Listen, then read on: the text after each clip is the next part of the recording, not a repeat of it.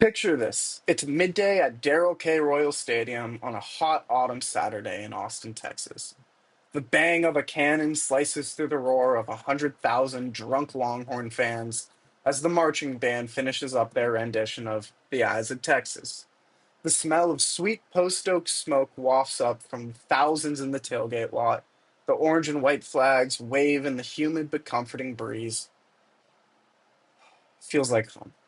This scene reflects more than a college football game. It reflects an experience shared by millions of Americans every weekend.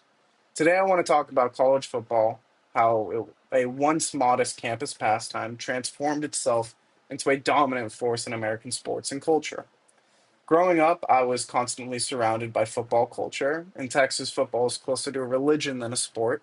On any given autumn weekend, three games could normally be watched in my family. You would watch the high school game on Friday. The Saturday, it was college football all day. And then on the Sundays, it was professional and the Cowboys. Where I come from, football is really identity. It's tradition, it's economy, it's everything about where we come from. Understanding how it got to that point helps us understand not only sports, but society itself. I played tackle from first to first grade all the way through high school. It's just always meant something to me. I have a signed Earl Campbell flag in the back. I truly care, and I love the cult that is football.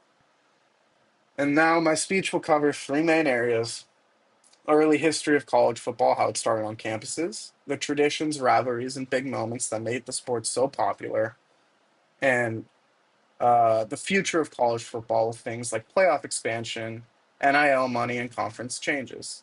So let's start where it all began.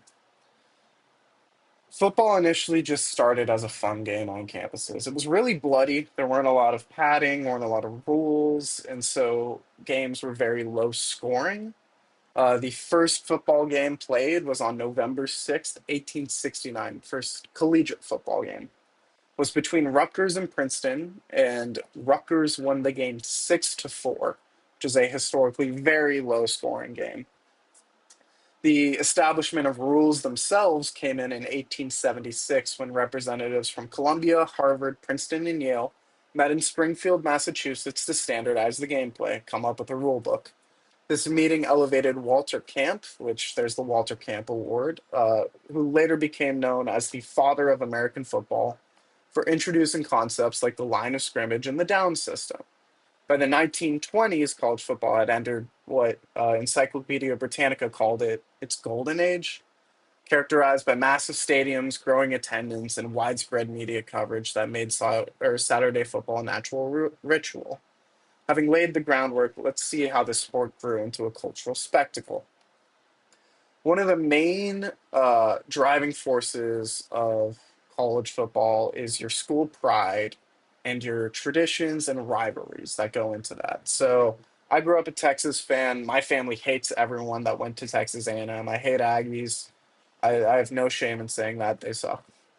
The rivalries like Army, Navy, Texas, Oklahoma, Texas A&M, Alabama, Auburn helped shape regional identities and school pride. These reoccurring matchups brought emotion and familiarity that fueled long-term fan loyalty. The media coverage also transformed college football's reach.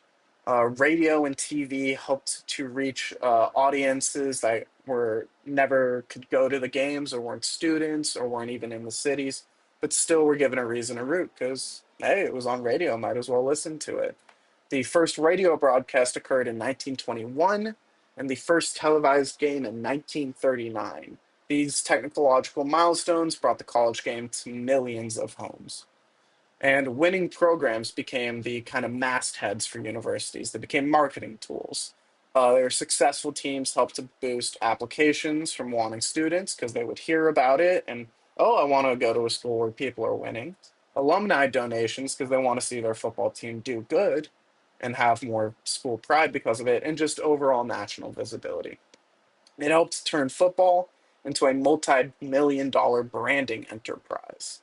These traditions and economics set the stage for a modern era. Let's look at that. In 2014, the college football playoff was introduced. It used to be a two-team bowl game where they would decide the champion from the two best teams. That was split to a four-team format and then to 12. So what they're looking for is more playoff games to increase revenue, to increase how much money they're making that they can spend on their own universities, back into their own football teams, on renovations for the stadiums, on other sports teams, anything that a university runs. So the shift reshaped postseason competition and generated even greater revenue for schools, which led to name, image, and likeness or NIL policies, which were adopted in 2021, which now allow collegiate athletes to profit from sponsorships and endorsements. Previously, athletes could not be paid in any way, whether that was for their direct performance on the field or for their sponsorships. Like if you signed uh, a signature just on a normal paper, and somebody gave you $10 for that, you could be completely popped for a recruiting violation, lose eligibility in games, eligibility on seasons, money, everything.